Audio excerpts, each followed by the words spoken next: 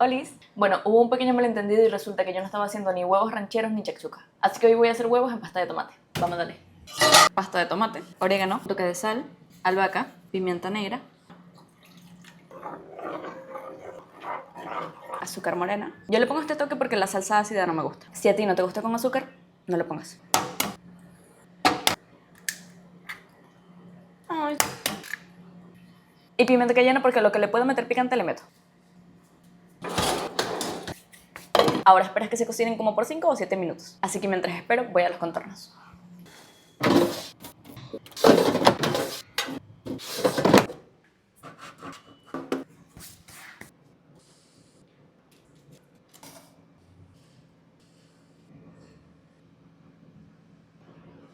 Para estar pendiente de que no se me queme el pan, se me pasaron los huevos. Si quieren la yema aguada, pendientes. Igual quedó increíble.